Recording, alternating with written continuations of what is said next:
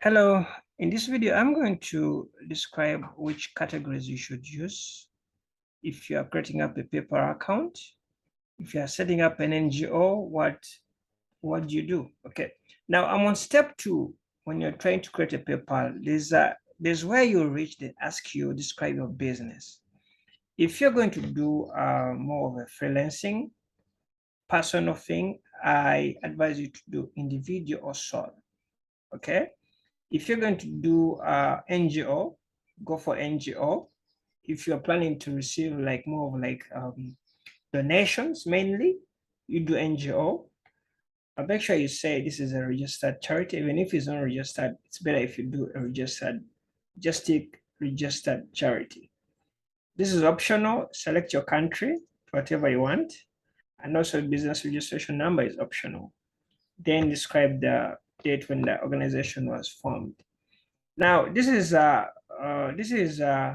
important. If you're not sure of if the organization has not yet been registered, you can leave out this because actually you can even create the paper account before the organization coming out. So if you're not sure about the date, leave it out. If it's not an organization, you're going to do, maybe you are a registered company, fully registered. You can do corporation, okay? You can even do maybe private corporation, but if you're not sure, if you don't have really paperwork, in case paper asks, it's better to do individual because individual, you're not ask a lot of stuff, okay? You're not ask a lot of stuff. If you're going to do things which are mixed up with NGO and maybe you're going to be receiving money from maybe games online, surveys, personal stuff, you can still do individual, but doesn't mean you can generate a donate. Okay, but charity is strictly charity. Okay, so the best type of type I usually create is I usually go for individual type. Okay, then when I ask you like product, these are like categories.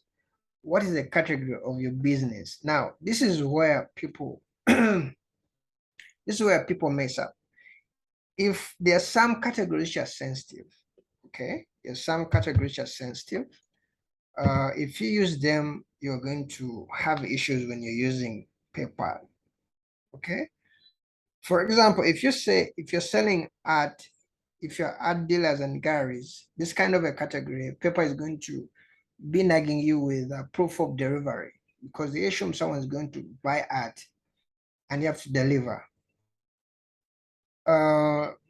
So this means like there are some categories which are neutral, you get, which are neutral. Even if you're going to do art, there are some categories which you can use which are neutral, but there are some categories that you're going to use and they're going to ask you a lot of questions. Okay. I used to use computers and computer peripherals. Okay. But my account used to get a lot of questions. But ever since I started using business services category, it's much better actually. Business services category is kind of neutral. You may be doing art, you may be a freelancer, you may be selling consultancy. So the business services is kind of neutral. And even if you change the kind of the work which you're doing to get payments via PayPal, you are free to change. But if you say you're doing art and you get a payment of $500 and PayPal tells you like, what's this for? And then you say, okay, this is for consultancies, you know. So if you're doing art, you say you're going to do art, then you're getting payments for consultants. And remember, PayPal is strict.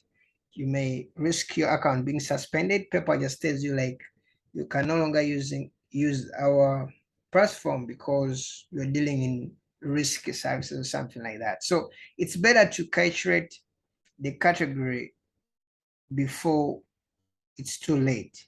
Okay, if you say durable goods, man, you're going to be in a mess because durable goods, PayPal is going to be like, once you know, like you delivered, you delivered and you know the delivery sometimes takes time and your money will be on hold because PayPal wants to know you delivered the stuff. Okay, so but if you're in a school, it's fine, you can do business and secretarial, is understandable.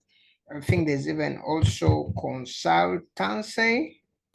Let me check out. I think there's no consulting. So for consulting, I think it's better. Okay, there's even management, consulting, and operations services. Okay. So if you're not sure what you're going to do, or you're going to be doing general stuff, or you don't know what category you should go to, I always use business services. Thank you for watching, and I'll appreciate if you give me a subscription. Bye bye.